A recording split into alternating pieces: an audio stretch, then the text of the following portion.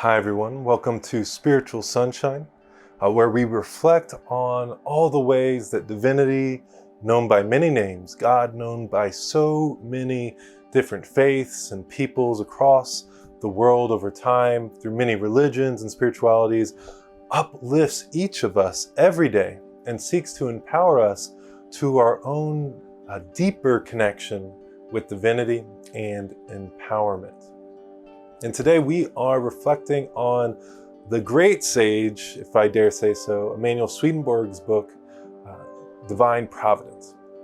Now, Swedenborg is coming out of the 18th century, and essentially he was speaking to the Christians of his day about something pretty radical. Indeed, he was tried for heresy because of his views about God accepting those from different faiths, even though he was a Christian mystic, Swedenborg was, and that God empowered each person from within, and that all things spoke to God, about God, from God, helping to remind us of our deep connectedness with heaven, eternity, and our own divine empowerment. And this book in particular is interesting because, as you've seen, if you followed our series, it talks a lot about the reasons why there may be evil in the world, why things aren't always as perfect seeming as we would like. But today we are going to jump in and explore the journey to heaven, how God seeks to bring us to heaven, to heavenliness within. So it's interesting because it's not about getting there later, it's about getting there now. So like a Buddhist, like many Hindus, Swedenborg was trying to empower heavenliness now within. And yes, he did have a deep cosmology where he thought he understood the spiritual realm and heaven itself. And we'll get into that in a moment. But jumping in, we're first going to start with a section where we left off last time, entitled, "In Everything It Does, Divine Providence focuses on what is infinite and eternal from itself, especially in the intent to save the human race." So God has this intent to save the human race, and that applies to aliens as well, which is really interesting in my view, that God is intending and seeking to save, to enlighten, to divinely empower to the fullest extent over time every single individual in the universe. And he writes, "What is intrinsically infinite and eternal is divinity itself, or the essential Lord. What is secondarily infinite and eternal, though, is divinity emanating, or the Lord in others created from himself, in us and in angels, that is. This divinity is the same as divine providence, because the Lord provides by means of that derivative divinity that everything be kept in the design in which and into which it was created. Since it is emanating divinity that is accomplishing this, it follows that all of it is divine providence." So we're created with emanating divinity. We're created with God, as Swedenborg writes, "All things are filled with God, and each of us take a portion from that fullness." I have that on my wall because it's a good reminder. All things are made with God. Indeed, he talks about the spiritual realm and how God's emanating divinity also takes the semblance of a sun, like a spiritual sun around his divine humanity, her divine humanity. Indeed, Swedenborg believed God was gender inclusive, although he'll use the he often, especially in the English translations of his works. He wrote in Latin, sometimes using creatrix, which is a female term for the creator God. But more specifically, he talked about how all genders, we heard a little bit here, just not this specific in this way, how all beings, how all genders are one in God and receive everything from God, all their gifts from God.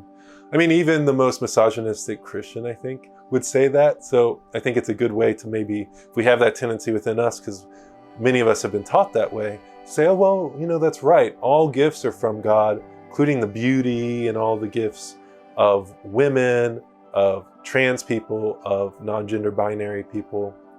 And so recognizing that, in God, I think, is important often because so many of us haven't heard a description of God that speaks to us, like specifically. It's all about men. It's all about, I'm a man, like me in some way.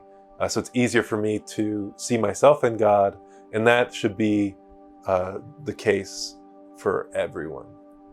Continuing, we may be assured that divine providence focuses on what is infinite and eternal in everything it does by the fact that everything that has been created by a first being who is infinite and eternal goes to its limits.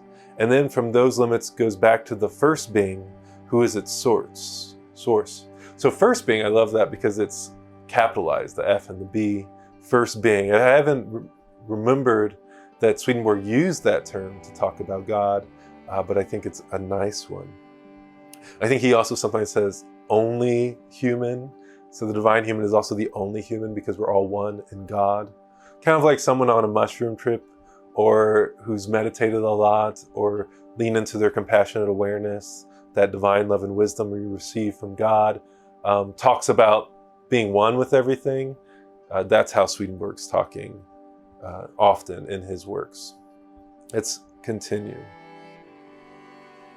Further, since the first, the source, is present at the heart of every sequence, it follows that the emanating divinity or divine providence focuses on some image of what is infinite and eternal in everything it does. It does so in all cases, though in some instances it is clearly noticeable, in others it is not.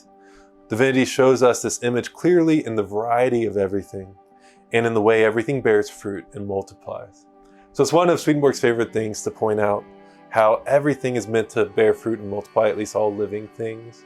And that if you set the stage right for one specific plant for most of its seeds to germinate, then you could fill many earths, he says, within just a few generations. If you really did it where you were almost making sure every seed landed. And that's interesting to think of because I think he's right. And so to him, that is an image of God's infinity, that ability to multiply, to create more of ourselves. That's an image of God and a reminder of our connectedness with God, because that in us is God working, is God in embodiment. He says we can see an image of what is infinite and eternal in the variety of everything, in the fact that nothing is exactly like anything else, and nothing can be to eternity.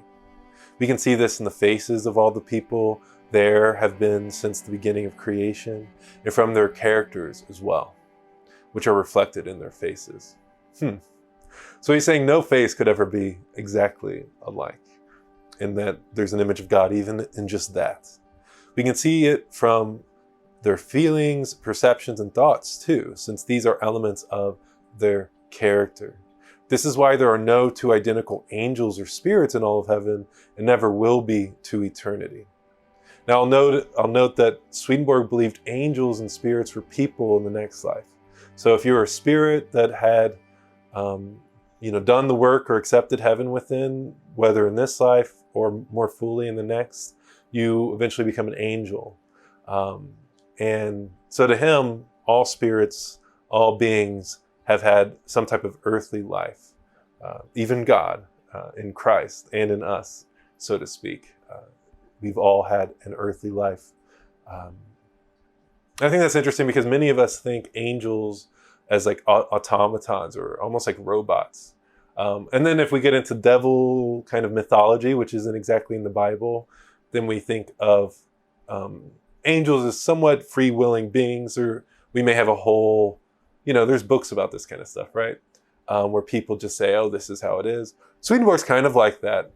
So we take every one of these with a grain of salt. What I like about Swedenborg is that his visions, he talks about his visions of the afterlife. And many of these other books, they don't really say that they had visions. Often they just say, this is the way it is. And it's weird that they wouldn't explain why they know that. And even when they do, I think Swedenborg's is lovely because it comes back to love. And it just makes sense. Like angels are humans and other aliens, which he would also call humans, that have embodied their divinity in a spiritual sense to some degree, and that they're growing to infinity for the rest of eternity. Because as an angel, you don't stop learning, you don't stop growing, according to Swedenborg. You continue to lean into your humanity within the divine humanity. So he also says here that it is the same for everything we can see in both worlds, the physical and the spiritual. This shows that the variety is infinite and eternal. There is evidence of an image of what is infinite and eternal in the way everything bears fruit and multiplies in the reproductive ability of seeds in the plant kingdom, and in the process of reproduction in the animal kingdom, especially in the genus of fish. And this is where he kind of describes how they would fill the universe within 100 years if we just let fish, if we let these plants continue to reproduce successfully in like a perfect environment, right? It's pretty beautiful. Now we're jumping ahead, still in 57-ish, if you're following along. I wouldn't recommend necessarily following along as we go, but if you'd like to try, go for it. But that being said, I do recommend downloading this book for free, which you can find on our website at swedenborgiancommunity.org under free books, under the read section. Later he writes, however, since what is finite cannot contain anything of divinity, there is no such thing in any person or angel as a possession, not in the least. We and angels are finite. We are only vessels, essentially dead. Whatever is alive in us comes from the emanating divinity, united to us by proximity to that it seems to be ours. This will become clear in what follows.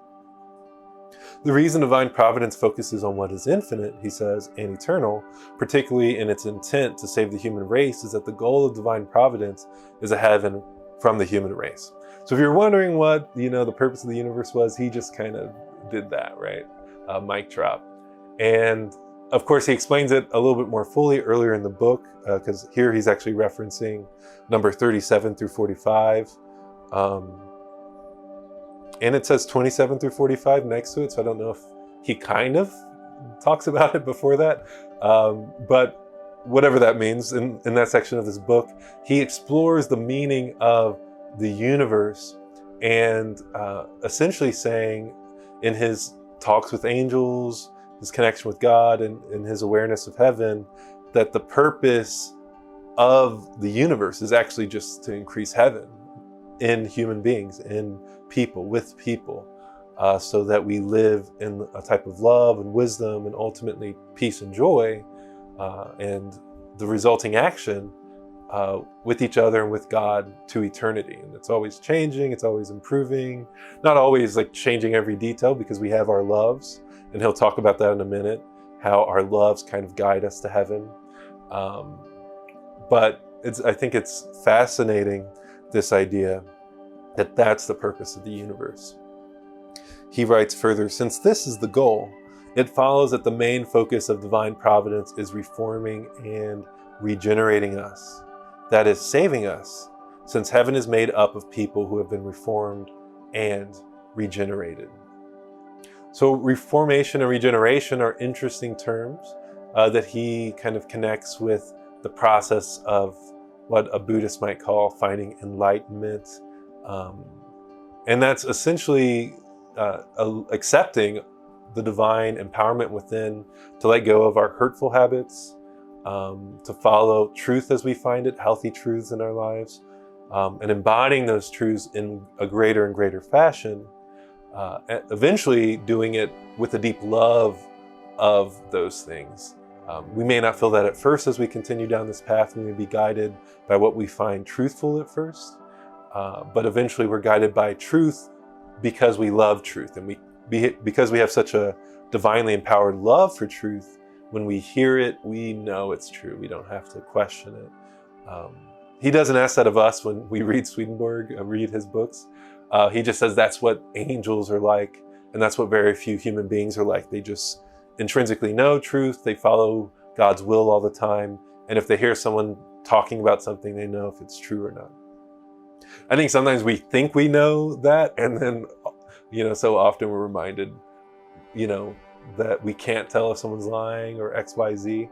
But I think that's a beautiful idea and an aspiration and a hope for our own spirits and minds.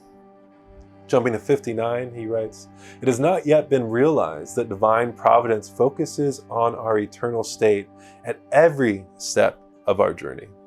It cannot focus on anything else because divinity is infinite and eternal. And what is infinite or eternal or divine is not in time. It therefore sees the whole future as present." So what is infinite or eternal or divine is not in time. So in a way, like if we think about our meditative practices, often we say we're coming into the moment. But in a way, being present to the moment is also being present to some of those thoughts about the future and the past that come in. Not following them as much, of course, but being present to them. And it leads us to this kind of transcendent state where we're no longer caught up even in the details of our conceptualized present moment. And so in a way, it brings our consciousness in deeper connection with what's not in time, which is divine awareness, divine love, divine wisdom.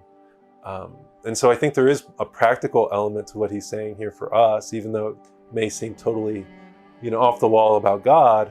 And that is when we come into greater presence, in a way we're coming out of time and reconnecting with our divine sourcedness, which is always out of time because it made time. It's all things in time are transient or passing, the things that describe time. The only way we can, tell time, in fact, our watches themselves are transient and passing. So everything in time is not eternal. Spirit is eternal. Divinity is eternal.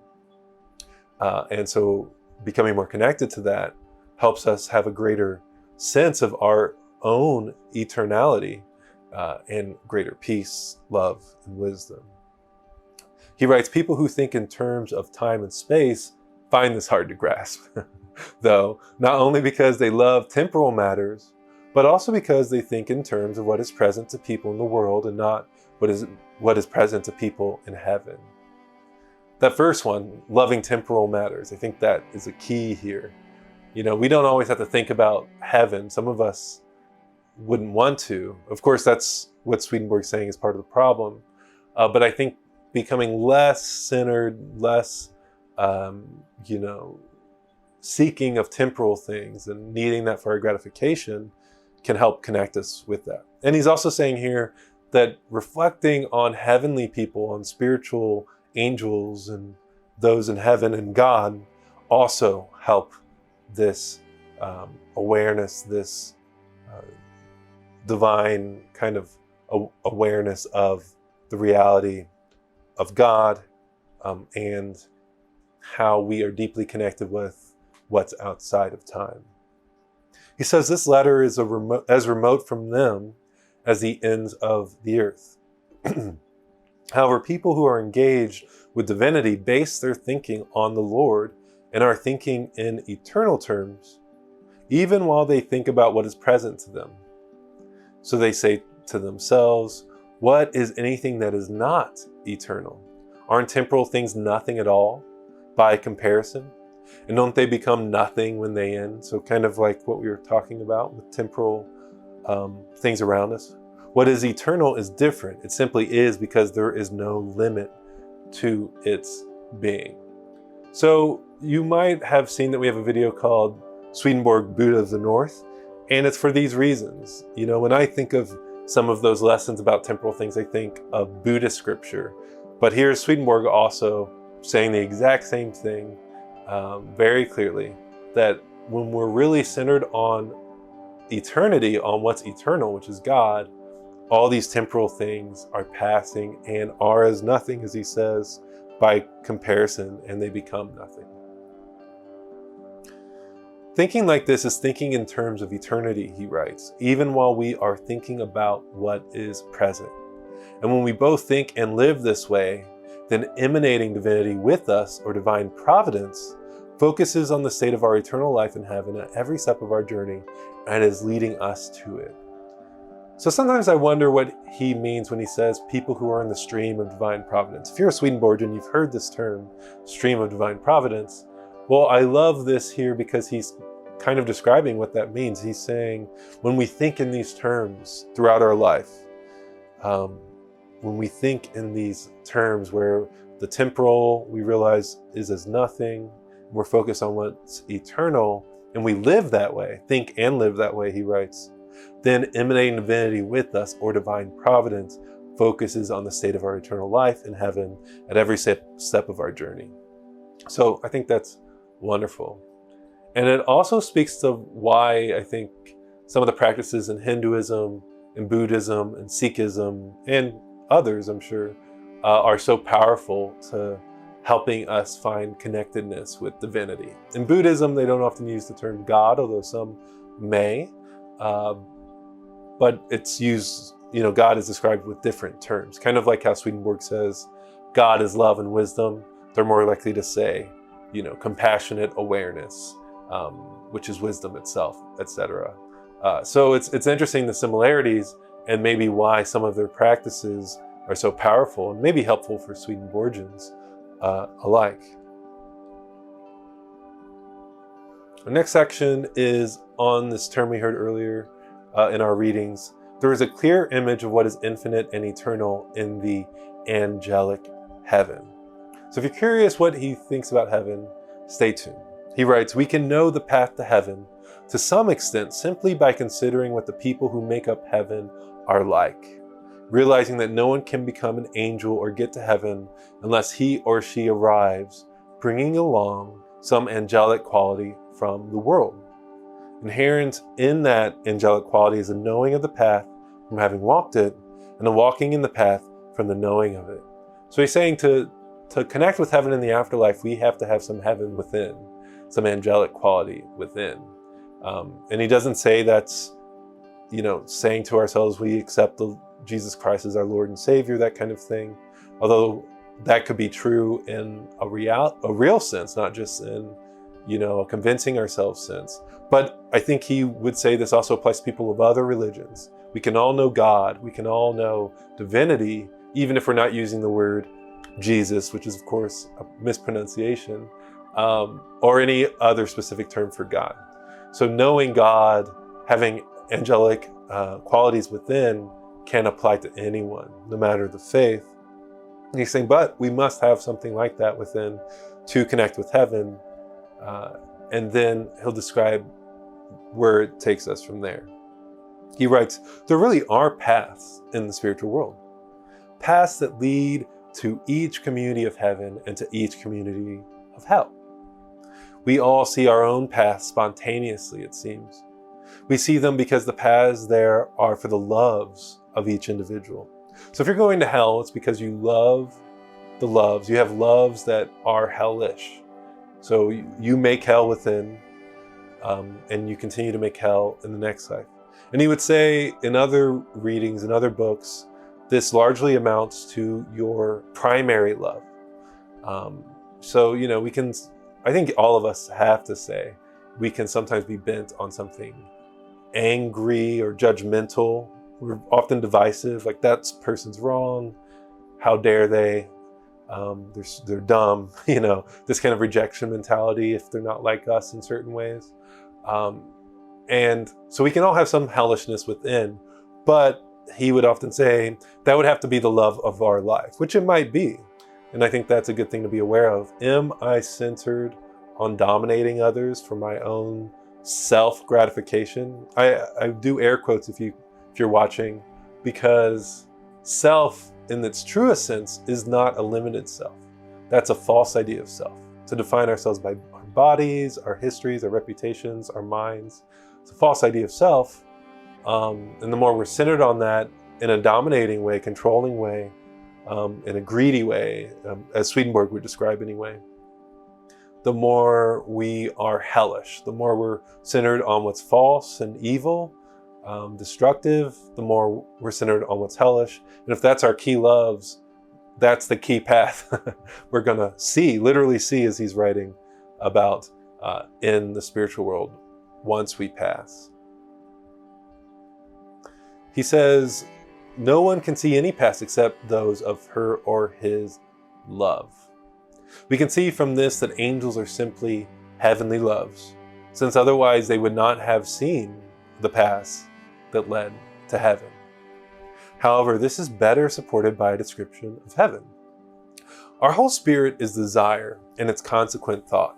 And since all desire is a matter of love and all thought a matter of discernment, our whole spirit is its love and its consequent discernment.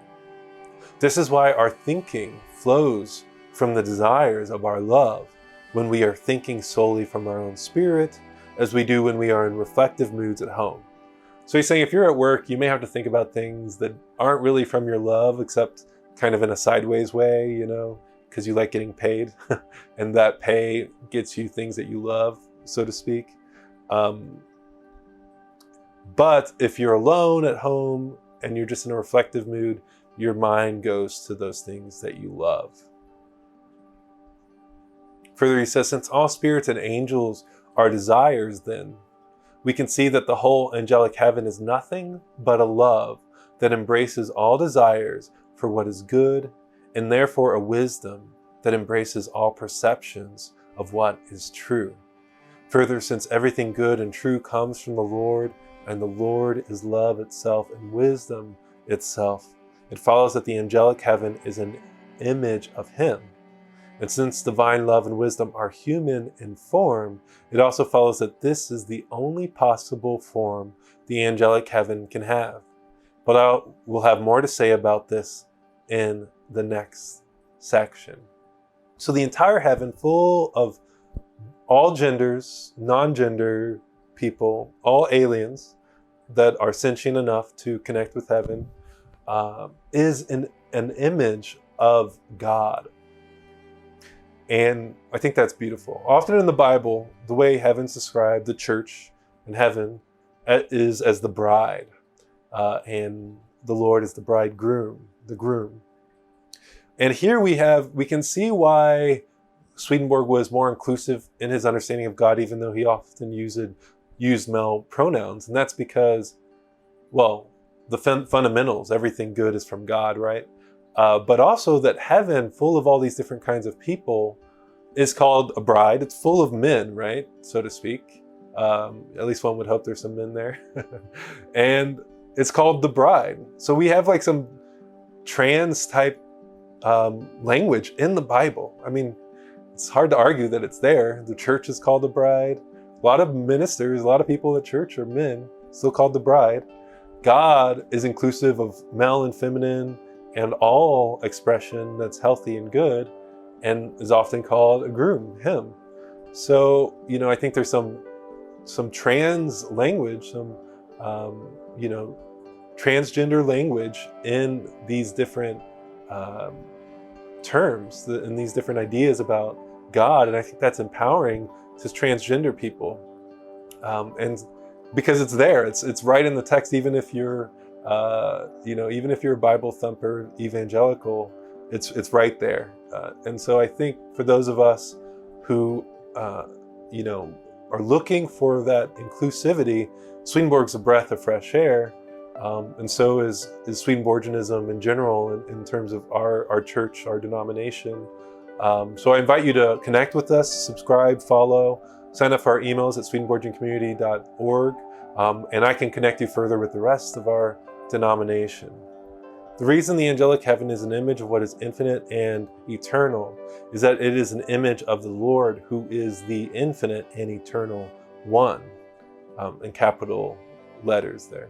We can see an image of his infinite and eternal nature in the fact that there are millions of angels who make up heaven, and that they make up as many communities as there are general desires of heavenly love, with each individual angel in each community being quite clearly his or her own desire. The form of heaven is made up of all these general and specific desires, a form that is like a single being in the Lord's sight, just the way a person is a single being. Just the way a person is a single being. Kind of trippy to think that when God looks at heaven, it's like, hey, what's up, sis? Like, hey, what's up, bro?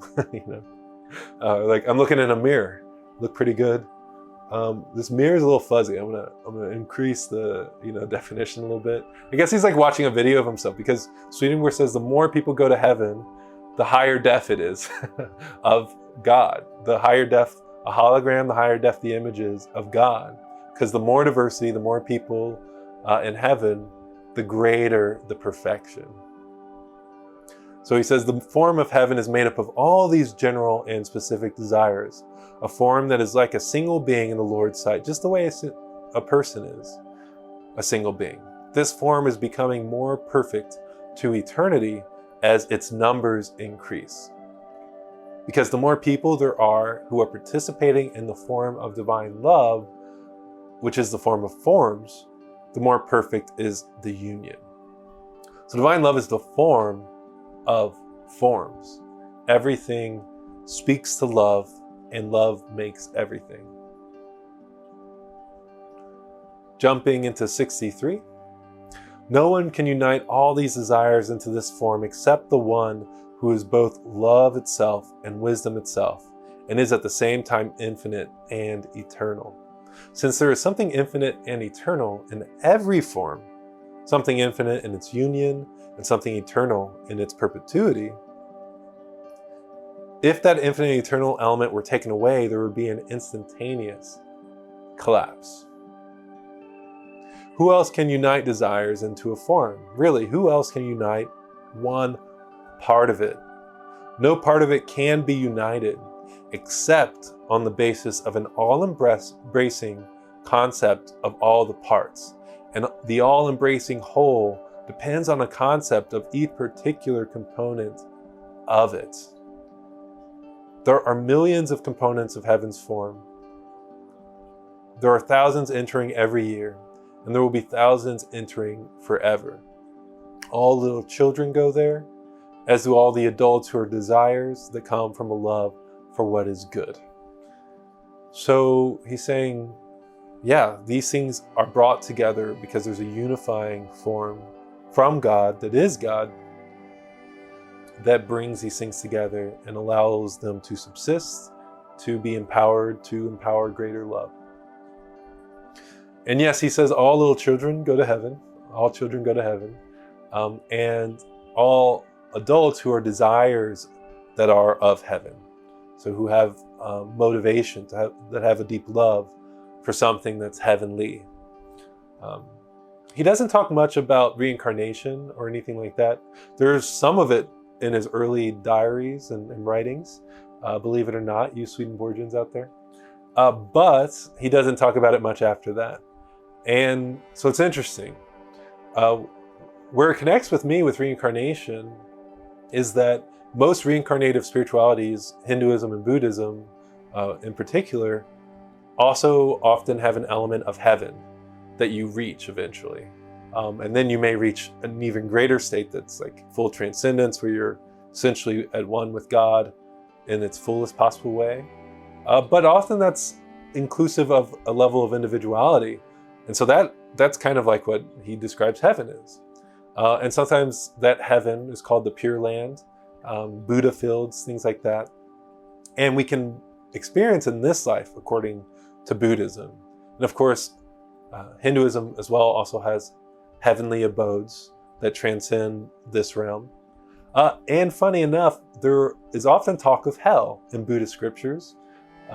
Ye Buddhists out there may find that surprising, but take a look at Tibetan scriptures like those from Padmasambhava and others, even those from the Buddha and the Dhammapada. You get mention of hell, and sometimes it's said that reincarnation, if you have to kind of restart because you're being a really destructive, hate-filled person or whatever it is hell. So that reincarnation journey is hell often. And then sometimes it's called the three kind of worlds of hell. So, which is similar to Swedenborg's 3 levels of heaven and hell, right? So there's deep similarities here for those of us who don't necessarily know that through our little awareness of the traditions in the past. And that reincarnative journey can involve millions and millions of rebirths. So if you go to hell, it does feel like eternity because it's a ton of rebirths, if that's the kind of hell we're talking about. And Swedenborg thought, at least for a time, that those in hell could leave hell. And he does talk about those in kind of lighter stages of hell, kind of letting go of that, being tricked by some of the deeper hellish spirits and coming into heaven. But he doesn't talk much about hell, hellish people actually finding heavenly loves, because often when we love things and we are that love, we're not going to change.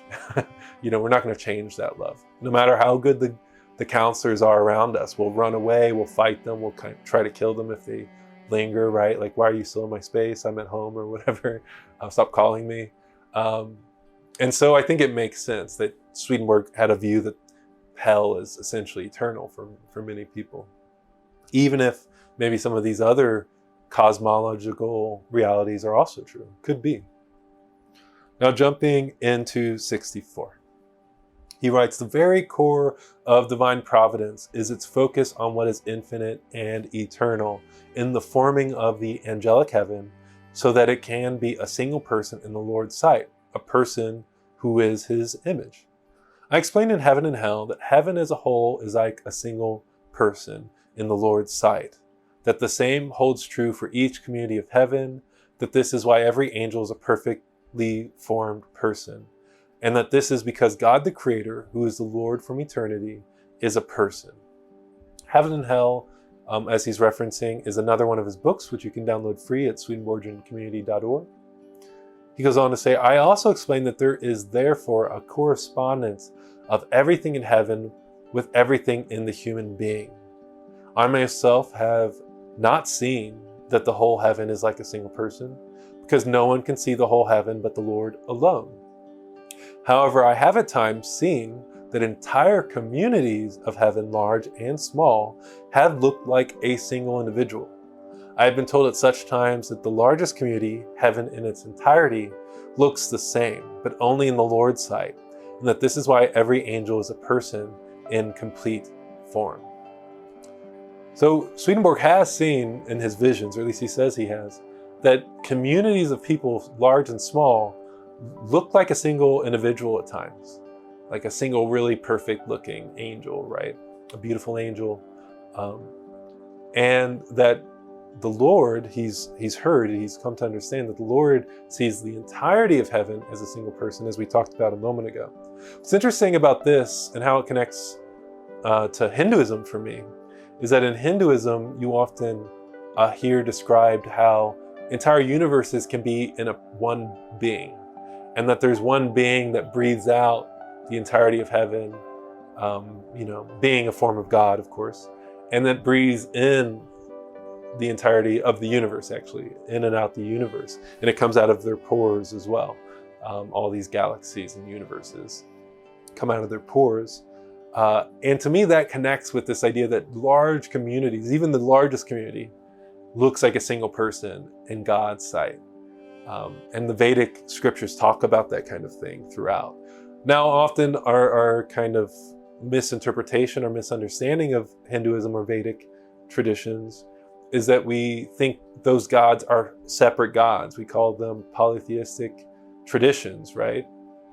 Whereas in reality, most Hindus, especially, priests and priestesses, nuns, etc., monks, and the scholars who study it actually would say, well, no, those gods are all forms of God. They're expressions of God. They're different ideas of God made manifest. And indeed, we're like that too. We may be bent on destruction, and so we don't seem like that at all. But ultimately, we're manifest from God. We're made of God. Kind of like how Swedenborg describes it. He says, now, since the Lord is the essential person, capital P, and heaven is an image of him, we refer to being in heaven as being in the Lord. On the Lord as an essential person, see his book, Divine Love and Wisdom, which you can find on our site as well. Next, since we are by creation heavens in smallest form, and therefore images of the Lord, and since heaven is made up of as many desires as there are angels, each of which is a person as to its form, it follows that the constant effort in divine providence is for each of us to become a heaven in form, and therefore an image of the Lord. Further, since this is accomplished by means of the desire for what is good and true, it is for us to become that desire. This then is the constant effort in divine providence. So the constant effort from God is for us to become the desire of what is good and true, just desiring what is good and true to be in our universe. And so that calls on us to reflect on how we might not be centered on that, and allowing divine providence to express that through us. Now, I think often what we do in a type of spirituality that asks for change, or we think asks for change, is fight with our other half and struggle a lot. And Swedenborg does talk about struggle and temptation, struggling with temptation, but often he says it's God who ultimately strives with that. And I do think like taking that step back and not being as judgmental of yourself, not being as struggle prone with your ego, allows for God to work. So that in a way you almost become non-dualistic, like you don't mind.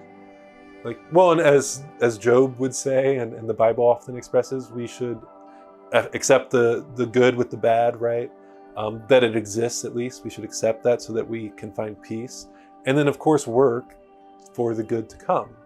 But I think to really have that kind of mindset, it involves not being so caught up in fighting with ourselves.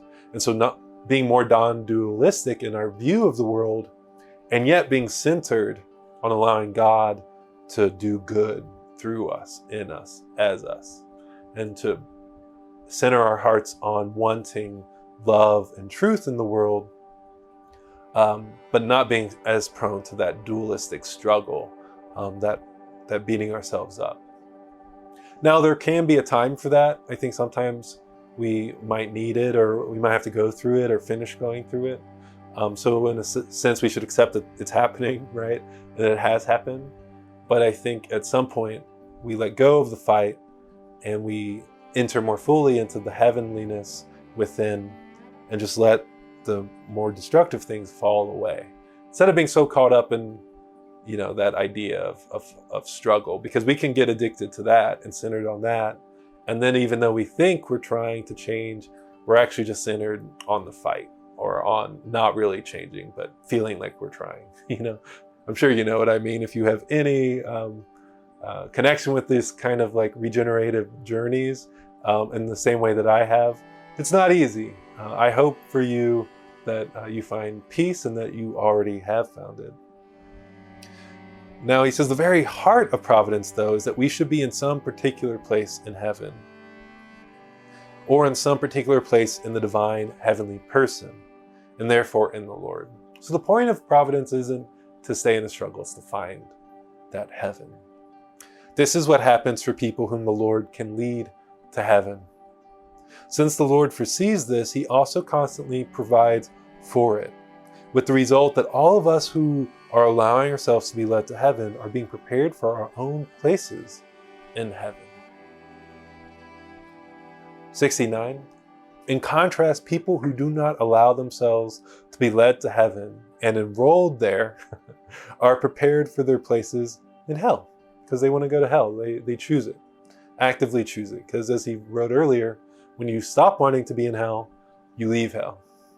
Left to ourselves, we constantly gravitate toward the very depths of hell, while the Lord is constantly drawing us back. So yes, left of ourselves without the Lord, which is kind of a false semblance of self. There is no true self without God. Our truest self is God, right? Because that's the only self, the only person, as Swedenborg writes. The more we can accept that all our gifts come from God, all our love and empowerment, the greater we can really get to know our true selves and have a true love of self. But when we're left to ourselves, quote unquote, separate from God, we dig our way into hell, because we're so centered on that divisiveness, on that false sense of I'm this body and I want to get these desires fulfilled, these like selfish desires fulfilled over anything else. He says, left to ourselves, so to speak, we constantly gravitate toward the very depths of hell, while the Lord is constantly drawing us back. If we do not let ourselves be drawn back, we are prepared for particular places in hell, where we are enrolled immediately after departure from this world. I find it interesting he says immediately after right here, because in some of his other books, like Heaven and Hell, which he referenced earlier, he talks about the process of going to hell sometimes. We go to the spirit world, we're welcomed by angels, by beings of light often, and then that it's discerned if we don't like talking to them and we want to get away from all the lovey-dovey wise stuff, we start to discover our path to hell. And there's more to the process, but here he says immediately after. Now he does say, like, some people go straight to hell, some people go straight to heaven because they've already been through all the processing, the early processing, and of course near-death experiences are kind of like both of those. You know, most people with near-death experiences, whether they're atheist or some other tradition of some kind, they say they're welcomed by beings of light and love that exude warmth, that exude light, that gives off wisdom and love. And that's exactly what Swedenborg was saying angels are like hundreds of years before we were sharing these NDEs as much as we are now. And then it's over. Now, some people also have a near-death experience and they say it was horrific. There's a few of those. You can search for them on YouTube if you want. And so, in a way, we get both examples that Swedenborg gives in a lot of people's near-death experiences. If I can find my place, he says, each such place is opposite to a particular place in heaven because hell is directly opposed to heaven. So just as angel people are assigned their places in heaven according to their desires for what is good and true, devil people are assigned their places in hell according to their desires for what is evil and false. Two opposing entities set against each other in parallel arrangement are kept in connection. Yes, and he talks about how angels often manage hell. Like some angels, it's their job to look into hell, be like, okay, this needs some improving. It's because God doesn't want the worst to go on in hell. God even wants hell to have some semblance of a peace, you know, of people not just torturing each other. And Swedenborg believed God is the Lord of hell. People want to be there, so he lets them be there in a spiritual sense. But he's like, okay, we're managing things. We're making sure this doesn't go off the rails in all these different ways. And angels help with that. And the angels are often looking into their opposite community. So that opposing community as he's describing. And that is the end of our section in Divine Providence, connecting to how God leads us into heaven. I hope you enjoyed following along. This book, I'm really enjoying just going through a lot of the texts. I mean, we are jumping ahead in places, but we're getting a lot of the texts in our talk. So thank you for connecting with us, with each other as we do that together. It means a lot to me. I get a lot out of it. I hope you do too.